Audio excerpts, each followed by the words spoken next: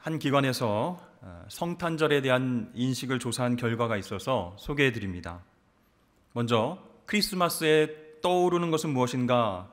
라는 질문에 1위가 크리스마스 캐롤이다 이렇게 나왔고요. 그 다음이 산타클로스와 선물, 그리고 그 다음이 크리스마스 파티 이렇게 나타났습니다. 예수님이라는 답변은 가장 낮게 나타났습니다. 이 외에도 콘서트, 다양한 공연이 생각납니다 이렇게 답을 적어주신 분들이 있었습니다. 또 다른 질문, 크리스마스가 어떤 의미로 다가옵니까? 라는 질문에 대해선 가족 또는 연인과 소중한 시간을 갖는 날이다 그렇게 대답한 사람이 굉장히 많았고요. 그 다음에 소외된 이웃을 섬기고 돌아보는 날이다 그 다음으로 많았어요. 그리고 세 번째로는 세계적인 축제 날이다 이렇게 나타났습니다. 제일 표를 적게 얻은 것은 예수님의 생일이다 라는 것입니다. 여러분, 사람들에게 있어서 진정한 성탄의 의미가 점점 퇴색해지는 것은 아닌지 이런 설문조사 결과를 듣고 씁쓸한 마음이 드는 것은 어쩔 수가 없는 것 같습니다. 여러분, 오늘은 성탄절입니다. 성탄절 어떤 날이죠? 우리 죄를 사하시기 위해서 인간으로 오신 예수님의 탄생을 기뻐하고 축하하는 날입니다. 그런 의미에서 우리 예수 믿는 사람들은요, 서로에게 메리 크리스마스, 기쁜 성탄절입니다, 아기 예수의 탄생을 축하합니다 이렇게 서로 인사하고 있습니다. 그러니까 설문조사에 나온 결과대로 우리가 기뻐하고 즐거워하는 것이 아니라 우리 죄를 사하시기 위해서 오신 예수님의 탄생을 기뻐하면서 인사하는 것이죠. 그런 의미를 생각하면서 우리 다시 한번 옆에 있는 분들과 함께 인사하겠습니다. 메리 크리스마스. 네, 기쁜 성탄의 의미를 우리가 알고 함께 인사하는 것 참 중요합니다. 여러분, 성탄절의 올바른 의미가 이 땅 가운데 점점 퍼져나가기 위해서는요, 우리 성도들이 성탄의 의미를 무엇보다 잘 알아야 됩니다. 그리고 이웃들에게 기쁨과 축복을 나누어 줄 수 있는 넉넉함이 있어야 하겠습니다. 경제적으로 어려운데, 나도 먹고 살기 힘든데 성탄이 뭐 대수야?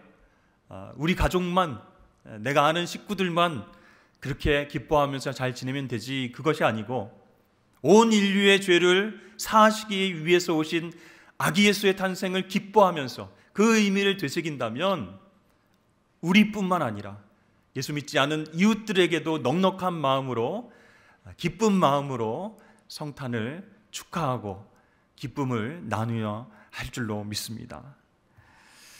여러분, 저는 이런 생각을 좀 해봤어요. 우리 주변에 성탄절을 다 좋아하는 사람들만 있을까? 혹시 성탄절이 다가올수록 우울하고 힘들고 성탄절만 되면 막 이렇게 힘들고 이런 사람들은 없을까? 이런 생각을 해봤어요. 여러분 어떻게 생각하십니까? 성탄절에 기분이 별로 안 좋은 사람들이 있다면 어떤 사람들이 별로 기분이 안 좋을까요? 첫 번째로 애인이 없는 솔로들이 기분이 별로 안 좋을 것 같다 이런 생각이 듭니다. 또 성탄절인데 크리스마스인데 일이나 학업이나 출장이나 여러 가지 일 때문에 혼자 떨어져 계신 분들, 정말 우울하다, 슬프다 이런 생각을 할 수 있을 것 같아요. 그리고 오늘이 성탄절인데 눈이 좀 펑펑 내려서 그렇게 뛰어놀기도 하고 눈사람도 만들고 메리 크리스마스 이웃들과 인사하고 싶은데 부산에는 거의 눈이 오지 않습니다. 그래서 부산에 있는 사람들과 강아지들은 성탄절에 유독 슬퍼한다 그런 얘기를 제가 들은 적이 있습니다. 또 거리에서 울려 퍼지는 캐롤송, 정말 듣기만 해도 신나고 기쁜 노래들이 흘러나오는데요, 그 노래를 듣기만 하면 옛날 안 좋은 추억들이 되살아나서 성탄절이 슬픈 분들도 아마 계실 것입니다. 그런데 여러분, 성탄절에 정말 슬픈 사람들은 따로 있습니다. 어떤 사람들일까요? 바로 예수님을 알지 못하는 사람들입니다. 멋진 트리와 형형색색 화려한 불빛이 있는 분위기 있는 고급 식당에서 사랑하는 가족들과 연인들과 함께 맛있는 음식을 먹고 즐긴다 할지라도 성탄의 주인 되시는 예수님을 알지 못하면 그 인생은 허무할 수밖에 없다라는 것이죠. 죄의 문제를 해결해 주시기 위해서 오신 예수님, 그분이 주인이 아닌 성탄절은 그저 공허한 파티, 그저 그런 휴일에 불과하기 때문이다라는 것입니다. 여러분, 선물과 파티와 공휴일이 우리의 기쁨이 아니라 예수님의 오심, 예수님의 탄생이 진정 우리의 기쁨이 되기 위해서는 어떻게 해야 될까요? 첫 번째로 예수님이 바로 영광과 평강의 왕이다라는 사실을 깨달아야 된다는 것입니다. 누가는요, 오늘 본문 말씀에서 예수님의 탄생에 대해서 이야기를 시작합니다. 당시에 온 땅을 다스리는 로마 황제 가이사를 언급함으로 오늘 말씀을 시작하고 있어요. 가이사 아구스도 이렇게 나왔는데요, 본래 이름은 굉장히 깁니다. 가이우스, 율리우스, 카이사르, 옥타비아누스, 아우구스투스. 굉장히 이름이 길죠? 그만큼 좋은 말은 다 붙여서 자기를 높이려고 하는 그런 황제가 바로 이 로마 황제였다라는 것이에요. 그는 로마의 1인 독재 체제와 로마의 평화, 팍스 로마나 시대를 연 인물이었습니다. 그러나 이것은요, 어디까지나 로마 시민들과 기득권자들의 평화였다라는 것이죠. 식민지 백성들은 어땠을까요? 그 로마의 평화를 위해서 폭력과 착취의 대상이 되어야만 했다라는 것이죠. 그러니까 팍스 로마나 로마에 의한 평화는요, 기득권자들 몇몇을 위한 것이었다라는 것이에요. 2절에 나오는 구레뇨라고 하는 사람은요, 시리아와 유대를 통치했던 총독이었는데 이 사람은 엄청난 세금을 징수해서 폭동을 일으켰던 그런 사람이었습니다. 그러니까 예수님께서 태어났던 당시의 역사적인 상황들, 그렇죠? 황제의 이름, 또 총독의 이름 이렇게 밝혔습니다. 왜 이렇게 밝히게 된 것일까요? 예수님의 탄생이 역사적인 사실이다라는 것도 말하고 싶었지만 예수님께서 오신 시대는 바로 가짜 평화의 시대였다라는 것이에요. 로마의 그런 힘에 의해서 평화가 이루어졌다라고 하지만 대부분의 사람들의 마음 가운데는 진정한 평화를, 기쁨을 누릴 수 없었습니다. 가짜 평화의 시대에 바로 진짜 평강의 왕 예수님께서 이 땅에 오신 줄로 믿습니다. 그 당시 이제 호구조사를 했는데요, 호구조사는 세금을 걷어들이고 또 병력 짐직을 위해서 실시를 했어요. 그런데 이 아구스도의 호구조사는 이 백성들의 편의를 전혀 고려하지 않은 그런 행정명령이었습니다. 그래서 모두가 다 본적지로 돌아가서 등록을 하라, 이렇게 명령을 내렸죠. 지금도 우리가 명절이나 연휴로 인해서 많은 사람들이 이동하고 몰리는 곳, 그곳에 가면요, 너무 불편합니다. 숙박시설도 모자라고, 정말 1박 2박 하는데 가격은 엄청 비싸고, 차를 빌리는데도 굉장히 비싼 비용을 내야 됩니다. 오늘날도 그런데 당시에는 더 열악했다는 것이죠. 최근에 제주도로 여행 갔던 관광객들이 폭우와 폭설로 인해서 항공기 700편 이상이 결항돼서 발이 묶이는 일이 있었습니다. 어느 정도의 사람들이 제주도에 그럼 발이 묶이게 됐을까요?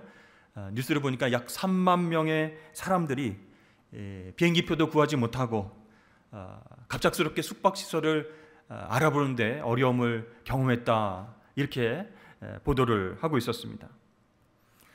자, 이렇게 고향을 떠났던 사람들이, 흩어져서 살고 있던 사람들이 한꺼번에 호적을 위해서 방문하는 바람에 베들레헴도 지금 숙박 장소가, 묵을 장소가 부족했습니다.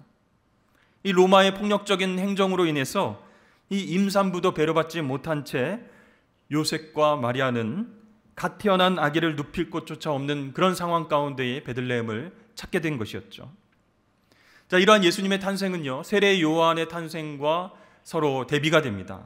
제사장 자손인 세례 요한은요, 수많은 사람들의 축복 가운데서 태어나서 할례를 받았습니다. 그렇지만 예수님은요, 로마 황제의 가짜 평화 아래에서 정말 머리 둘 곳도 없는 힘든 환경 속에서 태어나셨습니다. 그런데 놀라운 것은 하나님께서 그런 모든 상황들을 이용하셔서 베들레헴에서 아기 예수가 탄생할 수 있도록 역사하셨다. 약속한 그 말씀을 성취하시기 위해서 이 여러 가지 안 좋은 상황들을 사용하셨다라는 것입니다. 자, 이렇게 힘든 상황 속에서 아기 예수가 탄생하게 되었는데요. 그런데 예수님의 탄생을 기뻐할 사람들이 아주 없었던 것은 아니었습니다. 하나님은 천군 천사들을 보내셔서 온 백성에게 미칠 큰 기쁨의 소식을 전하라 이렇게 명령을 하셨죠. 그런데요, 여러분, 온 백성들이 들을 기쁜 소식이라면 누구에게 전달되어야 될까요? 높은 사람에게 먼저 전달되어야 되겠죠. 왕에게 전달되어야 되는데 그것이 아니었습니다. 또 온 백성이 들을 기쁜 소식이라면 많은 사람들이 모인 곳에서 천사들이 선포해야 되는데 그런 것도 아니었습니다. 예수님의 탄생 소식은 밤에 양떼를 지키는 소수의 목자들에게 먼저 임했다라는 것이죠. 왜 그랬을까요? 온 세상 사람들이 들을 기쁜 소식이라면 왕에게 먼저 전달되고 수많은 사람들이 모여있는 광장에서 선포되어야 할 텐데 밤에 양들을 치는 소수의 목자들에게 먼저 성탄의 소식이 전해졌다. 그것은요, 하나님 나라 복음은, 하나님 나라 기쁜 소식은 낮은 자들로부터 전파되기 시작했다라는 것이에요. 가장 높은 곳에 계셨어야 할 하나님의 아들이 가장 낮은 곳에 태어나시면서 정말 낮은 사람들, 그 사람들로부터 기쁜 소식이 계속 전파되도록 하나님이 역사하신 줄로 믿습니다. 그렇습니다. 가장 높은 분이신 예수님께서 가장 낮은 곳으로 오셔서 그 낮은 사람들과 함께 기쁨을 나누기를 원하셨다는 것이죠.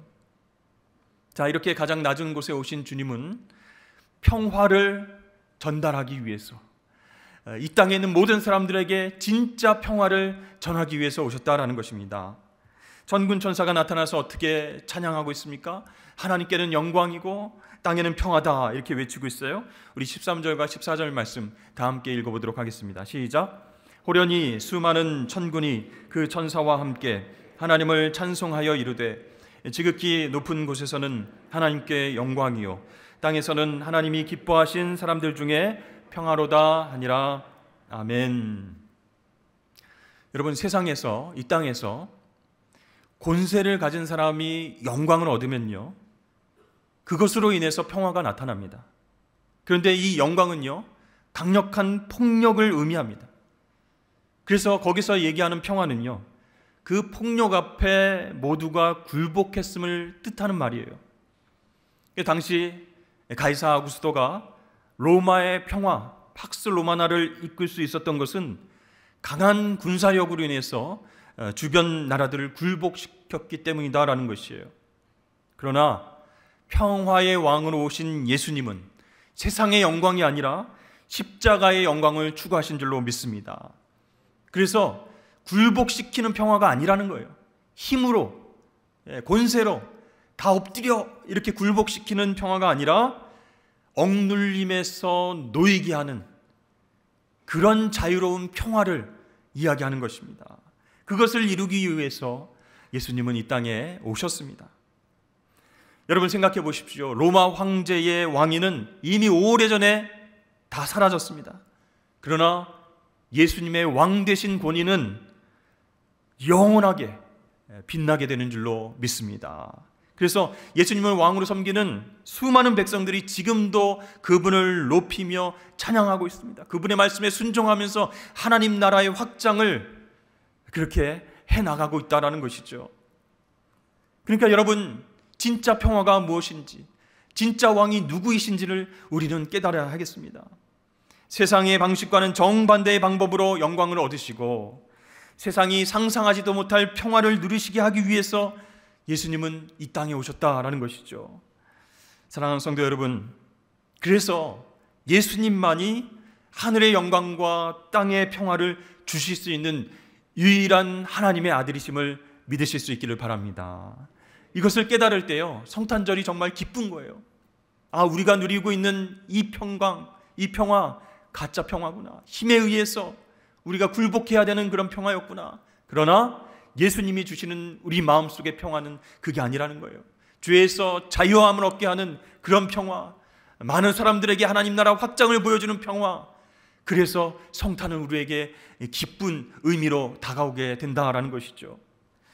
두 번째로는요, 우리가 겸손하게 낮아져야 예수님을 기쁨으로 맞이할 수 있다라는 것입니다.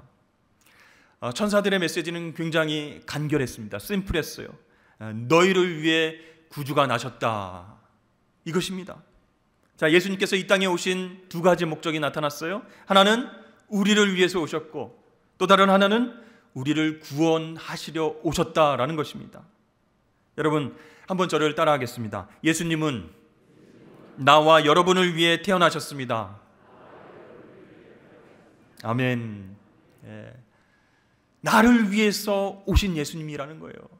나를 구원하시기 위해서 오신 예수님, 그 천사의 간결한 메시지에 우리가 감동을 받아야 될 것입니다. 여러분, 예수님 탄생이 우리에게 큰 기쁨이 되는 이유는 나의 구주가 되시기 때문이라는 거예요. 우리가 이것으로 인해서 기뻐해야 한다라는 것이죠. 여러분, 구유의 누인 예수님은 우리의 구주가 되신다는 거예요. 따라서 우리는 성탄절을 맞이해서 구유에 누워서 잠든 아기 예수를 바라보고 아이고 잘생겼네, 아이고 예쁘네, 뭐 이렇게 생각하는 것이 아니라, 비록 어린 아기의 모습으로 누워있지만 그분이 우리의 구주가 되시기 위해서 태어나셨다라는 그런 생각으로 바라봐야 된다는 거예요. 항상 마리아의 품 안에 안겨있는 아기 예수의 모습만을 생각하는 가톨릭 교회나 러시아 정교회, 그 점에 있어서 고쳐야 될 부분이 있다라는 것이죠. 마리아 품에 안겨있는 예수, 그래서 마리아가 주가 되는 것이 아니고 바로 그 아기 예수가 우리를 구원해 주실 주인 되신다, 구주가 되신다. 그것을 우리가 깨달을 때 성탄절이 기쁜 의미로 우리에게 다가올 수 있다는 것입니다. 여러분, 아담 이후로 모든 사람들은 죄와 사망과 심판 아래에 있게 되었습니다. 근데 그 문제를 해결하기 위해서 예수님께서 오셨어요. 나를 위해서, 내 죄의 문제를 해결하기 위해서 구주로 오셨음을 믿어야 성탄절이 의미가 있습니다. 사실 여러분, 구유에 누워있는 아기를 여러분이 실제적으로 봤다고 생각하십시오. 생각해 보십시오. 그러면 이분이 정말 세상을 구원할 구세주인가? 세상의 구주라는 것을 받아들이기에는 상식적으로 좀 어렵지 않을까, 이런 생각이 들 수도 있어요. 그러나 오늘 말씀을 통해서 갓 태어난, 그래서 구유에 누워있는 이 아기가 메시아의 표적이다, 약속의 증거가 된다라고 말씀하고 계십니다. 12절 말씀을 보니까 너희가 가서 강보에 쌓여 구유에 누워있는 아기를 보리니 이것이 너에게 표적이니라, 이렇게 말씀하고 있어요. 여러분, 갓 태어난 아기가 세상을 구원할 구주시다. 이것이 어떻게 가능합니까? 이것이 어떻게 상식적으로 받아들일 수 있는 얘기가 되겠습니까? 그러나 여러분, 하나님께서 그 일을 이루실 것이기 때문에 지금 누워있는 아기가 세상의 구주가 되는 줄로 믿으시길 바랍니다. 인간의 간섭과 인간의 지혜와 인간의 계획과 세상의 법칙은 하나님의 주권 아래에서 아무런 힘도 아무런 변수도 되지 못한다라는 것이에요. 그러니까 하나님께서 계획하시고 하나님께서 이루셨기 때문에 그 아기가 구주가 된다라는 믿음이 있어야 되는 거예요. 그렇습니다. 이제 구주가 태어나셨으니까 세상은 이제 하나님의 계획대로 구원의 은혜를 누리게 될 것입니다. 그것을 아는 천군 천사들이요 막 기쁨으로 외치고 있어요. 이 예수님의 탄생, 메시아의 탄생은 온 백성에게 미칠 큰 기쁨의 소식이다, 이렇게 선포했습니다. 그런데 오늘 말씀을 잘 읽어보니까 범위가 좀 축소된 것 같아요. 좀 이상하다는 느낌이 듭니다. 14절 하반절에 보면 땅에서는 하나님이 기뻐하신 사람들 중에 평화로다, 이렇게 말씀하고 있어요.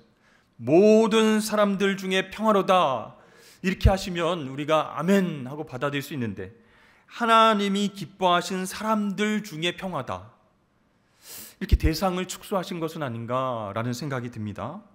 왜 이런 말씀을 주셨을까요? 실제적으로요, 구주가 메시아가 다윗의 자손으로 오시고 베들레헴에서 탄생하신다라는 소식을 듣고 실제로 평화를 누린 사람은 별로 많지 않았습니다. 그러니까 하나님이 기뻐하신 사람들만이 감격과 기쁨과 평화를 경험할 수 있었다라는 뜻이죠. 여러분, 이것은 이런 뜻입니다. 바로 예수 그리스도의 탄생이 우리의 기쁨이 되기 위한 조건은 바로 겸손이다라는 거예요. 낮아짐이다라는 거예요. 여러분, 교만한 사람들은요, 하나님의 뜻과 하나님의 계획과 하나님 말씀을 무시합니다. 야, 어떻게 베들레헴이라고 하는 촌동네에 아기가 태어났는데 온 인류를 구원할 메시아가 되겠느냐? 말도 안 된다. 교만한 사람들은 하나님의 뜻을 받아들이지 못하는 거예요. 여러분, 천국은 마음이 가난한 사람에게 허락된 곳입니다.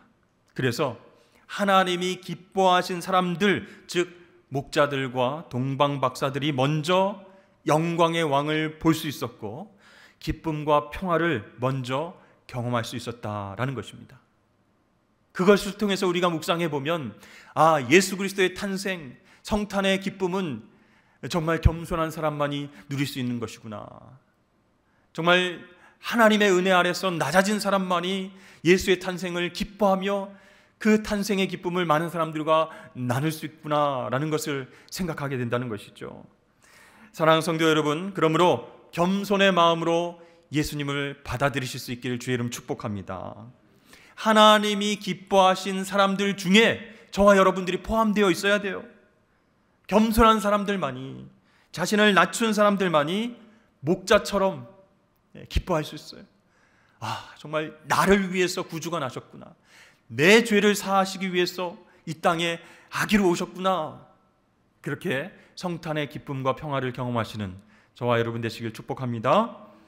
세 번째로는요, 언약을 성취하신 하나님의 신실함을 깨달아야 성탄이 기쁘다라는 것이에요. 자, 성경은 하나님께서 다윗에게 언약하신 메시아, 그분이 곧 예수님임을 확증하고 있습니다. 자, 다윗 왕이 하나님의 성전을 짓고 싶어 했습니다. 그런데 하나님께서 허락을 하지 않으셨죠? 왜 그랬습니까? 다윗이 전쟁터에서 하도 전쟁을 많이 하고 손에 피를 많이 묻혀서 거룩한 하나님의 성전을 건축하기에는 합당치 않았기 때문입니다. 그러나 하나님은 다윗의 마음을 받으셨어요. 그 마음을 기쁘게 여기시고 그에게 복을 약속하셨어요. 그것이 바로 다윗 언약입니다. 그 핵심이 무엇인가요? 다윗과 약속하신 그 언약의 핵심은 다윗의 후손이 영원한 왕이 되게 하시겠다, 이런 말씀이었어요. 아니, 어떻게 영원한 왕이 되지? 바로 다윗의 후손으로 메시아가 오신다는 약속이었습니다. 그런데 사람들은요, 유다의 역사에서 다윗의 후손을 계속 찾고 있었어요. 그러니까 이게 끊어진다는 생각이 든다는 것이죠. 아, 유다의 역사에서, 다윗의 후손의 역사에서 왕이 와서 우리를 회복시키실 것이다. 근데 유다 왕국은 멸망하지 않았는가, 이런 생각을 하게 됐죠.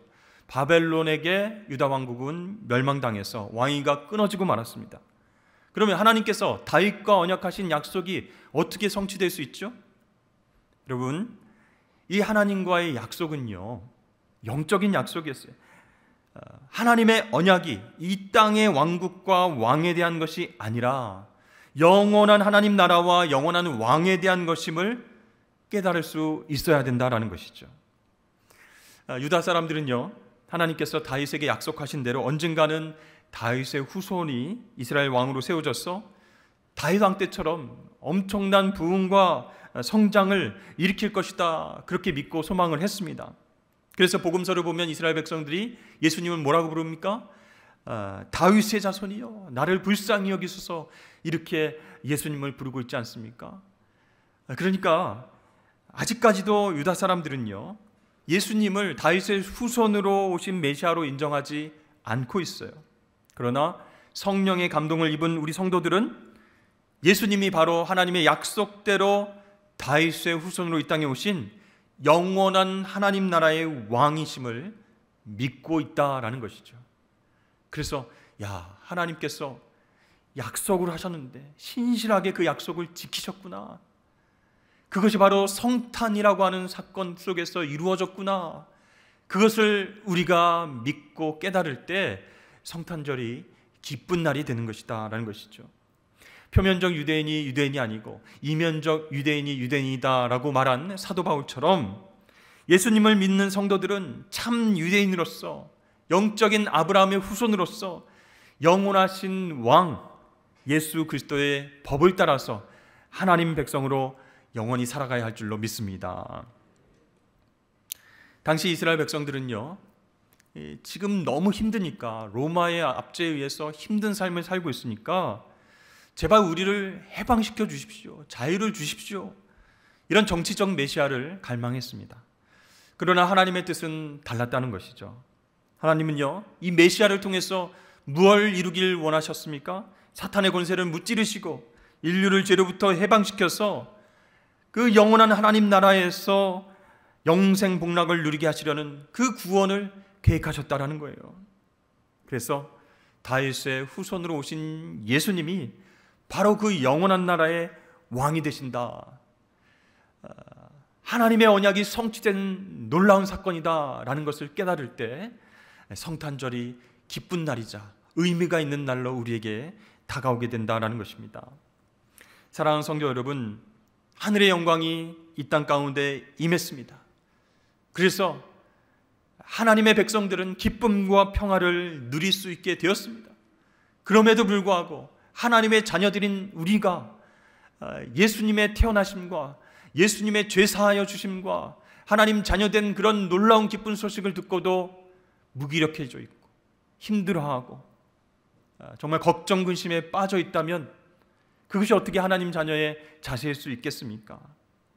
여러분, 오늘 기쁜 성탄의 소식을 들으시고 다시 한번 힘을 내실 수 있길 주의 이름으로 축복합니다. 여러분, 그 영광의 자리, 기쁨의 자리에 초대된 사람은요, 정말 뛰어나고 고귀한 사람들, 그런 사람들이 아니었습니다. 목자들이었어요. 이 목자들은요, 그 당시 공동체의 종교 활동에 참여할 수 없는 비참한 그런 사람들이었습니다. 그런 그들에게 성탄의 소식이 전해졌고요, 그 자리에 참여하는 영광을 누리게 되었습니다. 하나님께서 그렇게 계획을 하신 것이에요. 높고 높으신 자리에 계시던 분이 낮고 낮은 땅에 오셔서 정말 천한 신분의 목자들에게 경배를 받으시고 그들을 통해서 기쁜 소식이 흘러나가게끔 역사하셨다라는 것이에요. 그런데 목자들과 반대인 사람들이 있었습니다. 그 사람들은 예루살렘의 편안한 집과 궁전에 거하고 있는 왕과 종교 지도자들이었어요. 그들도 성탄의 소식을 들었지만 정반대의 행동을 계획하고 있습니다. 경배가 아닌 암살을 계획했습니다. 왜 그랬을까요? 그들에게 예수님의 탄생은요, 기쁜 소식이 아니었다라는 거예요. 자신의 어떤 자리를 위협하는 그런 왕이었다라는 것이죠. 그리스도 메시아보다도 자신의 자리와 안위가 더 소중했기 때문에 그들은 메시아에게 경배를 올려드리는 것이 아니고 암살을 시도했다라는 것입니다. 사랑하는 성도 여러분, 우리를 죄에서 구원하시기 위해서 인간으로 태어나신 예수님께서 하늘의 영광과 땅의 평화를 가져다 주셨습니다. 누구를 위해서요? 나를 위해서, 우리를 위해서. 그렇게 이 땅에 오신 메시아를 정말로 기뻐하며 경배하실 수 있길 주의 이름 축복합니다. 그렇습니다. 여러분, 성탄의 기쁨은요, 다른 사람들의 것이 아니고 구원받은 우리의 것입니다. 다른 누구도 빼앗을 수 없는 영원한 기쁨이다라는 것이죠. 그런데 이 세상에는요, 이 구원의 기쁨을 알지 못하고 슬퍼하며 우울해하는 사람들이 많이 있습니다. 여러 가지 정치, 경제, 사회, 사건, 사고와 더불어서 힘들어하는 사람들이 많이 있어요. 내가 웃는 게 아니야, 이렇게 말하는 사람들이 주변에 얼마나 많이 있는지 모릅니다. 여러분, 그들을 위해서 우리가 해야 할 일이 있다는 것이죠. 성탄의 의미를 바로 알고 놀라운 기쁨의 비밀을 아는 우리가 그 기쁨을 전하는 기쁨의 바이러스가 되어야 된다는 것입니다.